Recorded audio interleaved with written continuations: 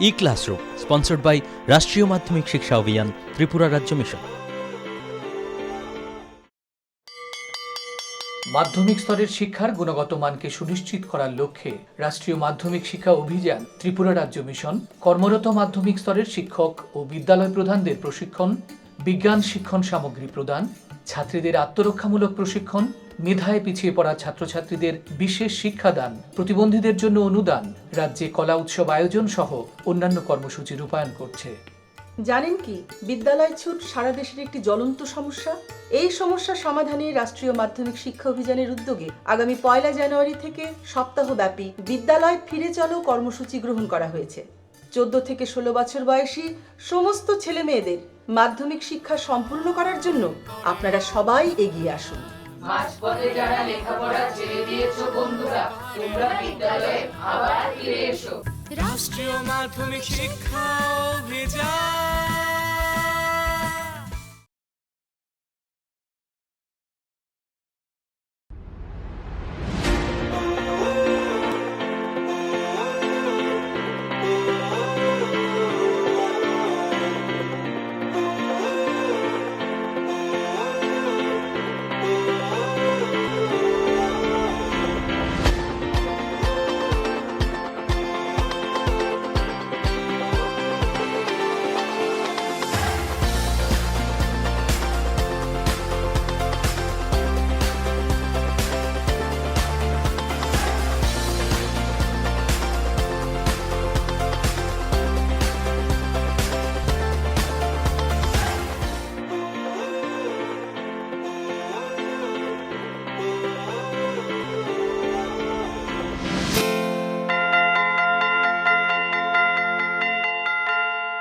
Hello students, তোমরা সবাই ভালো আছো?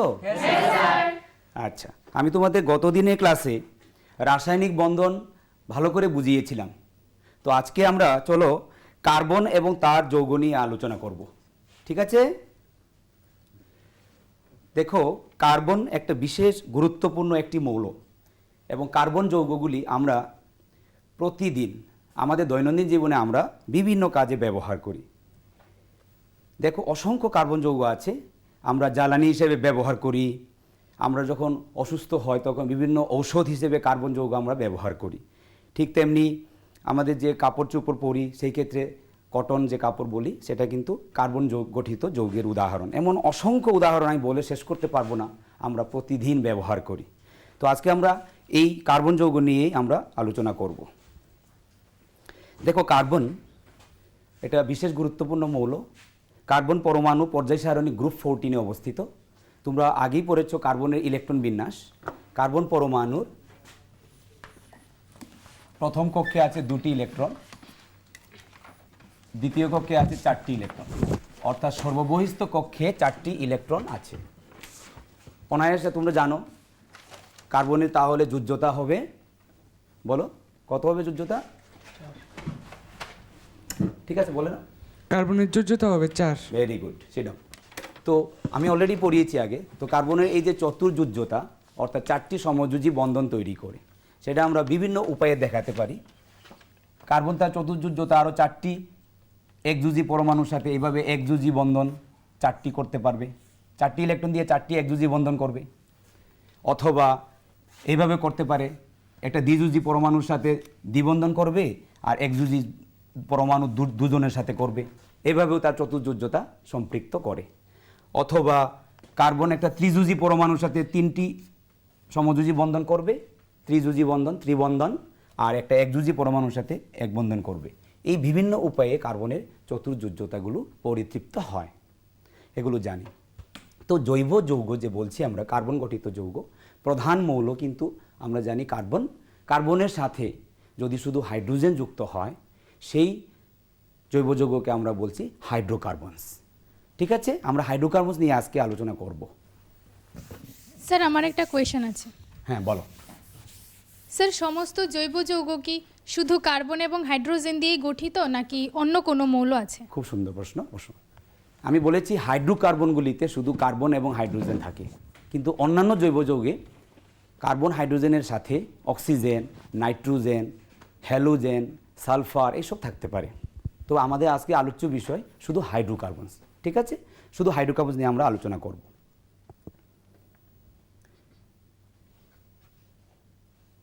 তো দেখো এখানে সমযোজী বন্ধনের একটা উদাহরণ দিয়েছি, আমি গত ক্লাসে পড়িয়েছিলাম।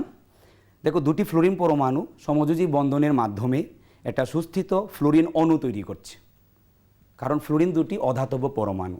ঠিক একইভাবে কার্বন অধাতু, হাইড্রোজেন অধাতু, অক্সিজেন অধাতু। তো অধাতু অধাতুর মধ্যে আমরা জানি সমযোজী বন্ধন, অর্থাৎ ঠিক একই রকমভাবে আমাদের হাইড্রোকার্বনের মধ্যে, কার্বন আর হাইড্রোজেনের মধ্যে এইরকম সমযোজী বন্ধন গঠিত হয়। তো সেই ব্যাপারে আজকে আমরা ডিটেল আলোচনা করব। তখন আমাদের এটা মনে প্রশ্ন আসে যে কার্বন যৌগ প্রকৃতিতে এত বেশি সংখ্যক, এখন অবধি জানো লক্ষাধিক, লাখের উপরে অর্গানিক কম্পাউন্ড জৈব যৌগ আবিষ্কৃত হয়েছে এবং প্রকৃতিতে আছে। তো এত বেশি সংখ্যক কার্বন যৌগ কি করে হলো? এর মূলে আছে দুটি কারণ। কার্বন যৌগ এত বেশি হওয়ার পক্ষে দুটি কারণ হচ্ছে, একটা হলো তোমরা মনে রাখবে খুব গুরুত্বপূর্ণ একটা কার্বনের একটা ধর্ম, সেটা হচ্ছে কেটিনেশন।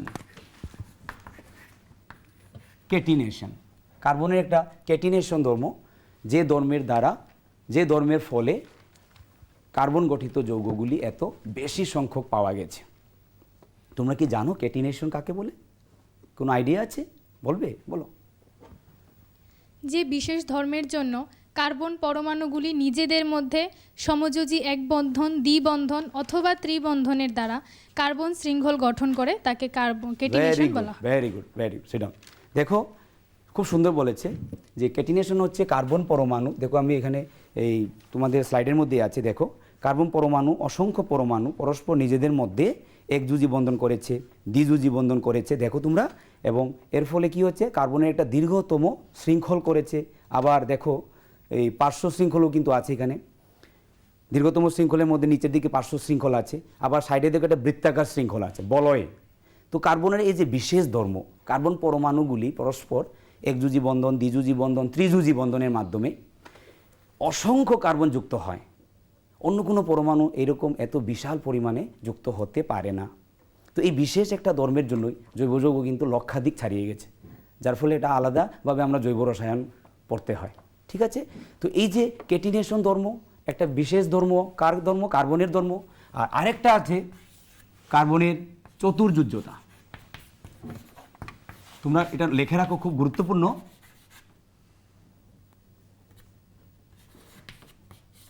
খুব গুরুত্বপূর্ণ কার্বনের চতুর্যুজ্যতা অর্থাৎ টেট্রাভ্যালেন্সি।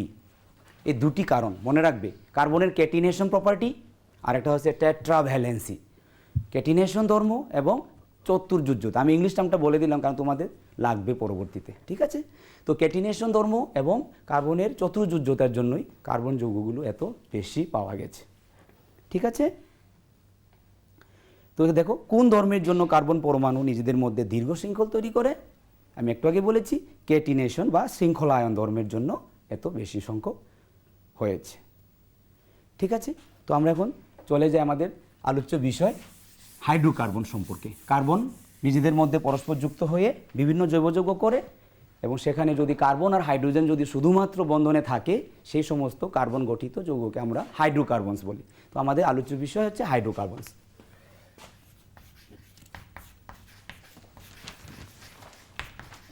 হাইড্রোকার্বনকে সমযোজী বন্ধনের প্রকৃতি অনুযায়ী আমরা দুভাগে ভাগ করি। সমযোজী বন্ধনের প্রকৃতি মানে একযোজী বন্ধন, দ্বিযোজী বন্ধন বা ত্রিযোজী বন্ধন, ঠিক আছে? তো সেই অনুসারে হাইড্রোকার্বন প্রধানত দুই প্রকার। একটা হচ্ছে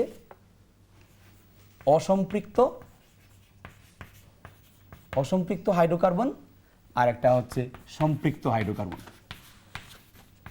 ইংরেজিতে বলে অসম্পৃক্ত হচ্ছে আনস্যাচুরেটেড, তোমরা প্রয়োজন লিখে রাখো সাইডে, আর সম্পৃক্ত হচ্ছে স্যাচুরেটেড।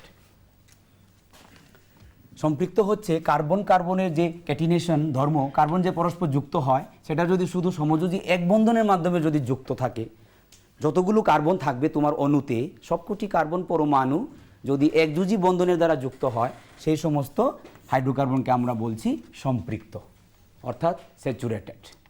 আর যে সমস্ত কার্বন যৌগে কার্বন এবং হাইড্রোজেন যদি পরস্পর দ্বিবন্ধন থাকতে পারে অথবা ত্রিবন্ধনের মাধ্যমে যদি যুক্ত হয়, আর কার্বন সংখ্যা তোমার তুমি ইচ্ছা মতো বৃদ্ধি করতে পারো, যেহেতু আমরা জানি ক্যাটিনেশন ধর্ম, কিন্তু অ্যাটলিস্ট একটা দ্বিবন্ধন থাকবে, সেই হাইড্রোকার্বনকে আমরা বলি অসম্পৃক্ত হাইড্রোকার্বন।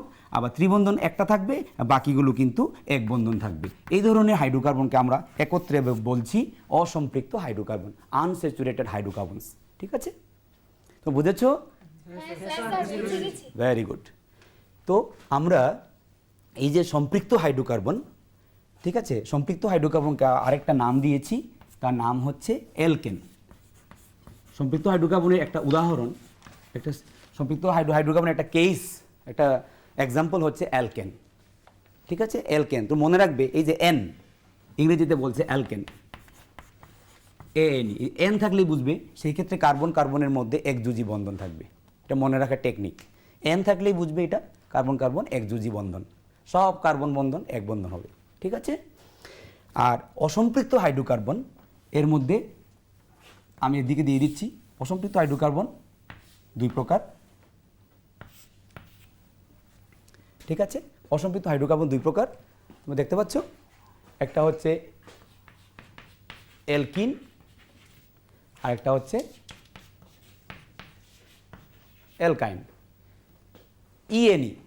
ইএনই অর্থাৎ কার্বন কার্বন দ্বিবন্ধন থাকবে, আর যখনই ওয়াইএনই কার্বন কার্বন ত্রিবন্ধন থাকবে। আর যখন বাংলায় লিখবে ইএনই হচ্ছে ইন হবে, তখনই বুঝবে এটা কার্বন কার্বনের মধ্যে একটি দ্বিবন্ধন আছে। আর যখনই ওয়াইএনই অর্থাৎ বাংলায় হচ্ছে আইন, তখনই বুঝবে সেখানে একটা ত্রিবন্ধন আছে। তো বুঝেছো তোমরা? Very good. তো এখন দেখো স্লাইডের মধ্যে ইলেকট্রন বিন্দু গঠন, কয়েকটি হাইড্রোকার্বন এখানে আছে। প্রথম হাইড্রোকার্বনটা দেখো, দুটি কার্বনের মধ্যে একযোজি বন্ধন আছে, কারণ দুটি কার্বনের মাঝখানে একটি বন্ধন জোড়। একটা বন্ধন জোড় মানে দুটি ইলেকট্রন, একটা বন্ধন জোড় মানে তো একযোজি বন্ধন। আর প্রত্যেকটা কার্বনের সঙ্গে দেখো এদিকে একযোজি বন্ধন আছে হাইড্রোজেন, তোমরা স্লাইডের সঙ্গে মিলিয়ে নাও। একটি বন্ধন জোড়, এক জোড়া ইলেকট্রন মানে সিঙ্গেল বন্ড, এখানে এক জোড়া ইলেকট্রন মানে সমভাবে ব্যবহার করে সমযোজী বন্ধন তৈরি করেছে। এখানে সেম ঘটনা। তার মানে তোমরা বুঝতেই পারছো যে প্রথম বাঁদিকের যে চিত্রটা আছে লুইস বিন্দু গঠনের, সেটা হচ্ছে এইটা, একটা সম্পৃক্ত হাইড্রোকার্বন। কেন? কার্বন কার্বনের মধ্যে একযোজি বন্ধন আছে। ঠিক আছে। আর ডান দিকে যে এক্সাম্পলটা আছে দেখো তোমরা, সেখানে কার্বন কার্বনের মাঝখানে দেখো দুটি বন্ধন জোড় আছে, এখানে ডট দিতে পারে, অনেক সময় ক্রস দিতে পারে, একই কথা। সর্ববহিস্থ ইলেকট্রনগুলিকে আমরা বিন্দু দেই অথবা ক্রস চিহ্ন দিই, শুধুমাত্র পরমাণু সর্ববহিস্থ ইলেকট্রন। তো ডান দিকের কেসটাতে দেখো দুটি বন্ধন জোড় আছে, দুটি ক্রস আছে, দুই জোড়া মানে দ্বিবন্ধন আছে। ঠিক আছে।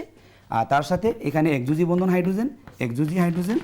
দেখো তোমরা পিকচারের সঙ্গে মিলিয়ে নাও স্লাইডের সাথে। এই হচ্ছে সেকেন্ড কেসটা। তো তোমরা অবশ্যই সহজেই বুঝতে পারছো যে এই ক্ষেত্রে কার্বন কার্বনের মাঝখানে দ্বিযোজি বন্ধন আছে। তাহলে এটা সম্পৃক্ত হাইড্রোকার্বন না অসম্পৃক্ত হাইড্রোকার্বন? হাত তুলো তো, কে বলবে? হাত তুলো, বলবে, বলো সম্পৃক্ত না অসম্পৃক্ত? স্যার অসম্পৃক্ত। Very good. আর বসো, এটা কি সম্পৃক্ত না অসম্পৃক্ত বলো? সম্পৃক্ত হাইড্রোকার্বন। Excellent, sit down. পুষ্টিকর খাদ্য এবং শিক্ষা আমাদের নিতান্ত প্রয়োজনীয় জিনিস। আপনি কি জানেন বর্তমানে ত্রিপুরায় বিদ্যালয় শিক্ষা দপ্তরের অধীনে মধ্যাহ্ন আহার প্রকল্পের উদ্যোগে সবকটি বিদ্যালয়ে সবজি বাগান গড়ে তোলা হচ্ছে।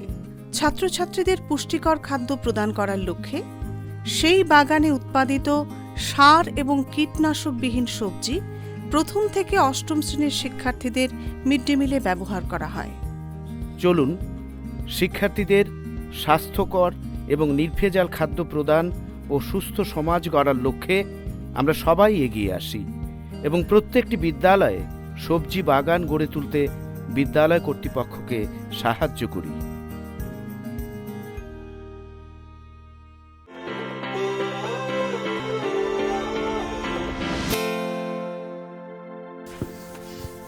তো আমরা সম্পৃক্ত কি জিনিস আর অসম্পৃক্ত হাইড্রোকার্বন কি বুঝলাম। ঠিক আছে। তো সম্পৃক্ত হাইড্রোকার্বন অর্থাৎ অ্যালকেন। এখন আমরা অ্যালকেন দিয়ে ইন ডিটেইলস আলোচনা করব। তোমরা সবাই লেখো, খুব ইম্পর্টেন্ট। অ্যালকেন যে হাইড্রোকার্বন, সম্পৃক্ত হাইড্রোকার্বন, এই হাইড্রোকার্বনগুলির সাধারণ সংকেত জেনারেল ফর্মুলা হচ্ছে, তোমরা এগুলো ভালো করে মুখস্থ করবে। সম্পৃক্ত হাইড্রোকার্বনের সাধারণ সংকেত হচ্ছে এটা। অর্থাৎ কার্বন যদি n সংখ্যক পরমাণু থাকে, সেই অণুতে হাইড্রোজেনের পরমাণু তার ডাবল থেকে 2 বেশি হবে। কার্বন n পরমাণু, হাইড্রোজেন তার 2n+2, ডাবল থেকে 2টি বেশি হবে। ঠিক আছে? তো এই সংকেতের মধ্যে আমরা যদি কার্বনের পরমাণু সংখ্যা n এর মান যদি 1 ধরি, তাই কার্বন যদি একটা পরমাণু থাকে n এর মান 1 বসাবে, হাইড্রোজেনের মান কত হবে? n এর মান 1 বসালে 2 1 2 + 2 দ্যাট ইজ 4। সবচেয়ে সরলতম হাইড্রোকার্বনের উদাহরণ, এটার নাম হচ্ছে মিথেন। এবং এই মিথেন গ্যাস আমাদের সমস্ত যে জ্বালানিগুলো আমরা ব্যবহার করি, এলপিজি, সিএনজি, সেগুলো কিন্তু এরকম বিভিন্ন হাইড্রোকার্বনের মিশ্রণ, এবং সেই মিশ্রণের মধ্যে একটি উপাদান হচ্ছে মিথেন, সবচেয়ে সরলতম একটা হাইড্রোকার্বন এবং জ্বালানি হিসেবে ব্যবহৃত হয়। ঠিক আছে? তো তোমরা দেখতেই পাচ্ছ এই যে কার্বন CH4 যে মিথেন অণুটি বললাম, কেন্দ্রীয় পরমাণু কার্বন, তার সঙ্গে 4টি হাইড্রোজেন আছে, আর যেহেতু এটা অ্যালকেন, n আছে মানে তোমরা বুঝতেই পারছো সব সিঙ্গেল বন্ড থাকবে সম্পৃক্ত, তার মানে 4টি হাইড্রোজেন 4টি একযোজী বন্ধনের দ্বারা যুক্ত হবে। এই হচ্ছে মিথেনের গঠন সংকেত, এটা সরলতম মিথেন। ঠিক আছে? সরলতম অ্যালকেন। এখন n এর মান তুমি ইচ্ছা মতো 2 বসাও, 2 কার্বন যুক্ত অ্যালকেন পাবে। n এর মান 3 বসাও, এভাবে করে করে আমি n এর মান 100 200 যত পারি বসাতে পারি। অর্থাৎ অসংখ্য হাইড্রোকার্বন আমরা এই সংকেত থেকে পেয়ে যাব। ঠিক আছে? বুঝতে পারছো? এখন ধরো আমি n এর মান একটু বেশি লিখছি, ধরো n এর মান 5 ধরলাম, কার্বন পরমাণু 5টি আছে সেই হাইড্রোকার্বনে, তাহলে অটোমেটিক্যালি তোমরা হাইড্রোজেনের পরমাণু এখান থেকে পেয়ে যাবে। কার্বন 5 হলে হাইড্রোজেন কত? 5 2 10 + 2 অর্থাৎ 12, C5H12। কার্বন 5টি হাইড্রোজেন 12টি মিলে একটা অণু তৈরি করেছে, একটা হাইড্রোকার্বন অ্যালকেনের উদাহরণ। ঠিক আছে? এখন এই যে হাইড্রোকার্বন, তার 5টা কার্বন, তার মধ্যে 5টি কার্বন পরমাণু আছে। এখন কিন্তু একটা বিরাট প্রশ্ন, এই 5টি কার্বন পরমাণু কিভাবে থাকবে? ঠিক আছে? এখানে অনেক রকম হতে পারে 5টি কার্বন পরমাণু। কার্বন যে ক্যাটিনেশন ধর্ম, 5টি কার্বন নিজেদের মধ্যে পরস্পর এইভাবে করে সরল দীর্ঘ শৃঙ্খল করতে পারে, বা আরেকটা কেস হতে পারে 4টি কার্বন দিয়ে দিলাম, আর একটা যদি এখানে দেই, মনে রাখবে এখানে রাখলে কিন্তু এটা পার্শ্ব শৃঙ্খল হয় না। কেন জানো? এটা কিন্তু এই দীর্ঘ শৃঙ্খলে কটি কার্বন আছে? 5টি কার্বন। এখানেও দেখো 5টি কার্বন। তাহলে তুমি যদি প্রান্তে যদি ব্রাঞ্চ করো, মানে পার্শ্ব শৃঙ্খল বানাও, এটা কিন্তু পার্শ্ব শৃঙ্খল হবে না। এটা খুব ইম্পর্টেন্ট, মনে রাখবে। পার্শ্ব শৃঙ্খল কখনো প্রান্তীয় কার্বনে হয় না। এই দুটির মধ্যে কোনো তফাৎ নেই, একই জিনিস। কারণ দীর্ঘতম 5টি, এখানেও দীর্ঘতম শৃঙ্খলে 5টি। তাহলে আমি যদি কার্বনের শৃঙ্খলটা পাল্টাতে চাই, আরেকটি কার্বন আমি ব্রাঞ্চ করব হয় এখানে বা এখানে। এই দুটি যৌগ কিন্তু ভিন্ন যৌগ, দুটি ভিন্ন হাইড্রোকার্বন, আলাদা। আরেকটা হতে পারে, আরেকটা কেস হতে পারে, আমি এখানেই লিখে নিচ্ছি, 3টি কার্বনের শৃঙ্খল বানিয়ে দিলাম, আর বাকি 2টি কার্বনের আমি ব্রাঞ্চ করে দিচ্ছি পার্শ্ব শৃঙ্খল এইখানে। তাহলে দেখো তোমরা, এই যে কার্বন 5 হাইড্রোজেন 12, এই যে হাইড্রোকার্বন অণু, এই আণবিক সংকেত দিয়ে কিন্তু আমি 3টি ভিন্ন যৌগ তৈরি করলাম, 3টি ভিন্ন যৌগের সংকেত পেয়ে গেলাম। এখন তোমরা হাইড্রোজেনগুলো বসিয়ে দাও, দেখো সবাই ভালো করে দেখবে। এই কার্বনের যোজ্যতা 4, তাহলে যোজ্যতাগুলো পরিচিত করো, 1 2 3 4, হাইড্রোজেনগুলো বসিয়ে দাও। ঠিক আছে? এইভাবে করে করে আমরা হাইড্রোজেনগুলো সবটি বসাবো। কিন্তু একটা কথা মনে রাখবে, আমরা এইভাবে করে হাইড্রোজেনকে আমরা বিস্তৃত করব না, কারণ এভাবে বিস্তৃত করলে প্রচুর জায়গা নষ্ট হয়। তাই আমরা শর্টকাট মেথডে করব। কার্বনের যোজ্যতা এখানে 1 আছে, মানে আরও 3টি হাইড্রোজেন যুক্ত হবে। আমরা 3 দিকে না দিয়ে শর্টকাট দেব CH3। এটা মানে কিন্তু 3টি হাইড্রোজেন 3 দিকে একযোজী বন্ধনের দ্বারা আবদ্ধ, আলাদাভাবে, একসাথে না। কিন্তু অনেকে কিন্তু ভুল করে কি জানো, এভাবে করে বন্ড H3 লিখে ফেলে। এটা কোনোদিনও করবে না, এই ভুলটা কিন্তু একটা কমন মিস্টেক। তোমরা কখনো এটা ভুল করবে না, কারণ একটি বন্ধন দিয়ে 3টি H থাকতে পারবে না। CH3 কথার মানে 3টি হাইড্রোজেন আলাদা আলাদাভাবে কার্বনের সাথে একযোজী বন্ধন দ্বারা যুক্ত। ঠিক আছে? তো আমরা একসাথে লিখছি CH3। সেমভাবে এই কার্বনে দেখো 1 2, দুদিকে 2টি বন্ধন হয়ে গেছে, 2টি যোজ্যতা হয়ে গেছে, আর 2টি হাইড্রোজেন থাকবে CH2। এখানেও CH2, এখানেও CH2, এখানে CH3। চেক করে দেখো, সংকেত মিলবেই। কার্বন 5টি, হাইড্রোজেন দেখো 3 5 7 9 12, 12টি হাইড্রোজেন আছে। ঠিক একইভাবে এখানে হাইড্রোজেন বসাও, 1 আছে 3টি লাগবে, এখানে 1 2 3 একটা লাগবে, এখানে 1 আছে মানে আরও 3টি পরমাণু লাগবে, দুদিকে 2টি বন্ড আছে, 2টি 3টি। চেক করে দেখো, এখানেও 5টি কার্বন আছে, হাইড্রোজেন চেক করো 12টি আছে। এখানে আসো সেম, তোমরা বুঝতে পেরেছো? Very good. তাহলে দেখো একই আণবিক সংকেত দিয়ে আমরা 3টি অণু আঁকলাম। এই ধরনের যৌগ, এই 3টি যৌগ দেখো তাদের আণবিক সংকেত কিন্তু সেম, সবাই কিন্তু C5H12, কিন্তু তাদের গঠন সংকেত আলাদা। এই সমস্ত যৌগ যাদের একই আণবিক সংকেত কিন্তু গঠন সংকেত ভিন্ন, তাদেরকে আমরা কি বলি জানো? খুব গুরুত্বপূর্ণ একটা কথা, তাদেরকে আমরা বলি পরস্পরের আইসোমার। পরস্পরের আইসোমার। এই 3টি 1 2 3, তার মানে এই আণবিক সংকেত দিয়ে আমরা 3টি আইসোমার তৈরি করলাম। ঠিক আছে, 3টি আইসোমার পেয়ে গেছে। একইভাবে তোমরা বাড়িতে প্র্যাকটিস করবে। কার্বন 6, কার্বন 7 ধরে ধরে আমরা বিভিন্ন হাইড্রোকার্বন এবং তাদের আণবিক সংকেত থেকে গঠন সংকেত আমরা অনায়াসে আঁকতে পারবো। বুঝতে পেরেছো? Very good. এখন আমি তোমাদের একটা গুরুত্বপূর্ণ কথা বলবো, সেটা তোমাদের খুব কাজে লাগবে। সেটা হচ্ছে এই যে আণবিক সংকেত, একটু আগে যেটা বলেছি আমি তোমাদের, কার্বন কটা? কার্বন 5টা দিয়ে করেছিলাম, আমি আবার দিয়ে দিচ্ছি কার্বন 5টা। হাইড্রোজেনগুলো বসিয়ে দিচ্ছি।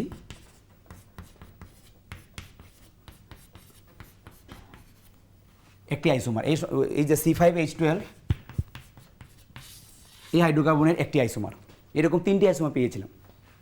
আমি যে গঠনটা এঁকেছি, এই যে গঠনটা, এই গঠনটাকে বলা হয় এক্সপান্ডেড ফর্ম, অর্থাৎ বিস্তৃত আকার। এক্সপান্ডেড ফর্ম, বিস্তৃত আকার। একটা জৈব যৌগের অণুকে আমরা 3টি বিভিন্ন পদ্ধতিতে আমরা গঠনগুলো আঁকতে পারি, খুব দরকার। ঠিক আছে, খুব ইম্পর্ট্যান্ট একটা জিনিস। একটা জৈব যৌগের অণুর সংকেত আমি এখানে সংক্ষেপে বলে দিচ্ছি। সংকেত লেখার জন্য আমাদের 3টি পদ্ধতি আমরা প্রধানত ব্যবহার করি। সেই 3টি পদ্ধতি কি? একটা হচ্ছে, লেখো তোমরা, একটা হচ্ছে এক্সপান্ডেড, বাংলায় বলা হয় বিস্তৃত আকার। ঠিক আছে, তুমি দেখতে পাচ্ছ? আরেকটা হচ্ছে bond line formula. Bond line formula, যাকে বাংলায় বলে বন্ধন রেখা। বন্ধন রেখা সংকেত, বন্ড লাইন ফর্মুলা। আর আরেকটা আছে, সেটা হচ্ছে কনডেন্সড ফর্মুলা, অর্থাৎ সংকুচিত ফর্ম। তোমরা ইংলিশ বাংলা দুটোই লিখবে, সংকুচিত রূপ। তাহলে একটা অণুকে আমরা 3টি বিভিন্ন পদ্ধতিতে আমরা এক্সপ্রেস করতে পারবো। ঠিক আছে, তাহলে আমি যেটা এখানে এঁকেছিলাম সেটা কিন্তু বিস্তৃত রূপ, এক্সপান্ডেড ফর্ম। তোমরা ইচ্ছা করলে সেখানে হাইড্রোজেনগুলোকেও তোমরা আলাদা করে লিখতে পারো, 3 দিকে বন্ড দিয়ে, আমি যেভাবে প্রথম দেখিয়েছিলাম। এটাও এক্সপান্ডেড, হাইড্রোজেনকে আলাদা করলেও এটাও এক্সপান্ডেড। এখন যাচ্ছি আমি বন্ড লাইন, অর্থাৎ বন্ধন রেখা। মনে রাখবে, বন্ধন রেখা সংকেতে কার্বন আর হাইড্রোজেন পরমাণুকে আমরা শো করব না, দেখাবো না। কিন্তু অন্য কোনো পরমাণু, দ্বিবন্ধন, ত্রিবন্ধন, নাইট্রোজেন, অক্সিজেন যদি থাকতো, সেগুলো কিন্তু আমাকে বন্ধন রেখা সংকেতে আমাকে শো করতেই হবে। শুধু কার্বন আর হাইড্রোজেনকে আমরা দেখাবো না। কিভাবে করব তাহলে? কার্বন কটা আছে বলো? দীর্ঘ শৃঙ্খলে 5টি আছে। তো 5টি কার্বন আমি এভাবে লিখবো। এই যে carbon number 1, carbon number 2, carbon number 3, carbon number 4, carbon number 5। প্রতিটা এই যে বিন্দুগুলো একটা কার্বনকে প্রকাশ করে, প্রতিটা কর্নার, কোনাগুলো একটা কার্বনকে প্রকাশ করছে। আর কার্বনের মধ্যে এক বন্ধন আছে, আর অন্য কোনো যে অ্যাটম নেই, তো তার মানে এই কার্বনের আরও 3টি যোজ্যতা বাকি, অর্থাৎ এটা 3টি হাইড্রোজেন তার সঙ্গে থাকবে। কিন্তু আমরা কার্বনকে আর হাইড্রোজেনকে আমরা শো করি না। কার্বনের রসায়ন তো, কার্বন কেমিস্ট্রি, আমি কার্বনকে শো করবো না, আর কার্বনের সাথে হাইড্রোজেন তো অবশ্যই থাকবে। তাই এই 2টি পরমাণুকে আমরা শো করি না, এটা থাকবেই। তাহলে এই কার্বনটা দেখো 2টি বন্ধন আছে, অর্থাৎ এখানে CH2, সির লোকে 2 H আছে, CH2, CH2, CH3। এই অণুর আরেকটা রূপ, এটাকে বলছি বন্ধন রেখা, বন্ধন রেখা, বন্ড লাইন। ঠিক আছে, বুঝতে পারছো? যদি দ্বিবন্ধন থাকতো দেখাতাম, অন্য কোনো পরমাণু থাকতো দেখাতাম, কিন্তু কার্বন আর এইচকে আমি দেখাবো না। নেক্সট হচ্ছে কনডেন্স ফর্মুলা। দেখো, কনডেন্স মানে সংকুচিত রূপ। দেখো CH3, এরপরে দেখো CH2, CH3, CH2, মাঝখানে CH2 কটা আছে? 3টা আছে। এটা আমি শর্টকাটে লিখবো এইভাবে, বন্ড CH2 হোল থ্রাইস, লাস্টে CH3। দেখো বারবার আমি CH2 কেন লিখবো? মাঝখানে CH2 হোল থ্রাইস, মানে যত পারি আমরা এটাকে সংক্ষেপ করব। কনডেন্সড, সংকুচিত, এই ধরনের ফর্মুলাকে আমরা বলছি কনডেন্সড অর্থাৎ সংকুচিত রূপ। এইভাবে আমরা যে কোনো জৈব যৌগের অণুকে আমরা এই 3টি পদ্ধতিতে আমরা প্রকাশ করি, এক্সপ্রেস করি। খুব দরকার তোমরা ভালো করে বাড়িতে আরও কয়েকটা উদাহরণ নেবে, সাধারণ সংকেতের মধ্যে এনের মান চেঞ্জ করে করে তোমরা হাইড্রোকার্বনগুলো এই 3টি পদ্ধতিতে তাদের গঠন সংকেতগুলো প্র্যাকটিস করবে। ঠিক আছে, কথা বুঝতে পারছো তো? একটা তোমরা তাহলে আমি একটা বন্ধনরেখার সংকেত দিচ্ছি, তোমরা এটা বাড়িতে করবে বা এখানেও যদি টাইম পারো করে নিও। দেখো এটা দেখতে স্বস্তিকার মতো লাগছে, কিন্তু এটা কোনো স্বস্তিকা নয়, এটা হাইড্রোকার্বনের একটা বন্ধন রেখার সংকেত। আমি হিন্টস দিয়ে দিচ্ছি, প্রতিটা কর্নার কার্বন, এটি সবটি কার্বনকে বোঝাচ্ছে, তো কার্বনের সঙ্গে হাইড্রোজেন তো থাকবেই। এইভাবে আমরা বন্ধন রেখার সংকেত আমরা ইচ্ছা মতো তোমরা নিজেরা ক্রিয়েট করতে পারবে। এভাবে করে করে তোমরা বাড়িতে প্রচুর প্র্যাকটিস করবে। ঠিক আছে, তো বুঝতে পেরেছো? তো আজকে তাহলে আমরা এই হাইড্রোকার্বন অ্যালকেন নিয়ে আলোচনা করলাম। ঠিক আছে, ঠিক একইভাবে আমরা অ্যালকিন করব, ঠিক একইভাবে আমরা অ্যালকাইন করব, অর্থাৎ সমস্ত হাইড্রোকার্বনগুলো আমরা 1 বাই 1 এভাবে ডিসকাস করতে থাকবো। ঠিক আছে, তো আজকে আমরা এই যে জৈব যৌগের মধ্যে শুধুমাত্র হাইড্রোকার্বন একটা বিশেষ একটা গ্রুপ নিয়ে আমরা ডিসকাস করলাম। ঠিক তো মনে করবে না কিন্তু যে শুধুমাত্র হাইড্রোকার্বনেই হচ্ছে জৈব যৌগ, এমন না। সমস্ত জৈব যৌগে কার্বন হাইড্রোজেন থাকে, সঙ্গে অন্যান্য পরমাণুরাও থাকে। তো যদি অন্য পরমাণু অক্সিজেন থাকে, নাইট্রোজেন থাকে, সেগুলো অন্য জৈব যৌগ। জৈব যৌগ প্রচুর, অসংখ্য জৈব যৌগ প্রকৃতিতে আছে। ঠিক আছে, তো শুধু হাইড্রোকার্বন নিয়ে আমরা ডিসকাস করলাম। এইভাবে আমরা অ্যালকোহল আছে, অ্যালডিহাইড আছে, কিটোন আছে, এরকম প্রচুর জৈব যৌগ আমরা পরবর্তীকালে আলোচনা করব। ঠিক আছে, তো আজকে এতটুকুই থাকলো।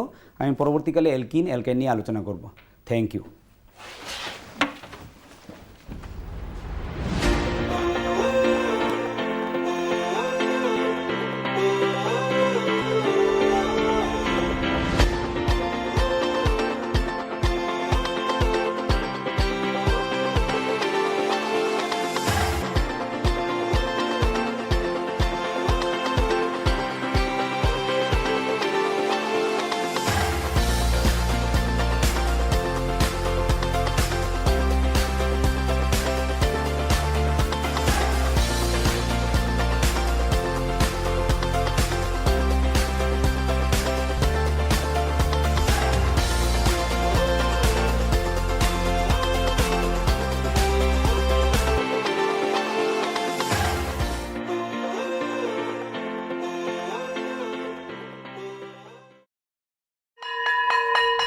ড্রপ আউটের ঘুচিয়ে ক্ষত, স্কুলে পড়ুয়ার বাড়ছে ভিড়, সর্বশিক্ষা মিড ডে মিলে স্কুল সকলের আশার নীড়। রাজ্যের 6 থেকে 14 বছরের সব শিশুদের বিদ্যালয়ের আঙিনায় এনে তাদের বুনিয়াদী শিক্ষা সুনিশ্চিত করতে সর্বশিক্ষা অভিযান বদ্ধপরিকর। তাদের শিক্ষার সুবিধার জন্য রয়েছে বিনামূল্যে পাঠ্য বই, বিদ্যালয়ের পোশাক, উন্নত মানের পড়াশোনা, স্বাস্থ্যসম্মত শৌচাগার, বিশুদ্ধ পানীয় জল, পুষ্টিকর মধ্যাহ্ন আহার, খেলাধুলার ব্যবস্থা এবং আরও অনেক কিছু। হ্যাঁ, তাই দেরি না করে আজই আপনার এলাকার সব শিশুদের নিকটবর্তী সরকারি বিদ্যালয়ে ভর্তি হতে উৎসাহিত করুন। E-Classroom was sponsored by রাষ্ট্রীয় মাধ্যমিক শিক্ষা অভিযান, ত্রিপুরা রাজ্য মিশন। ওই সময় কোনো মুক্ত অক্সিজেন ছিল না। যেহেতু মুক্ত অক্সিজেন ছিল না, সেই জন্য ওজোন লেয়ারও তৈরি হয়নি। ফলে অতিবেগুনি রশ্মি সরাসরি পৃথিবীতে এসে পড়তো।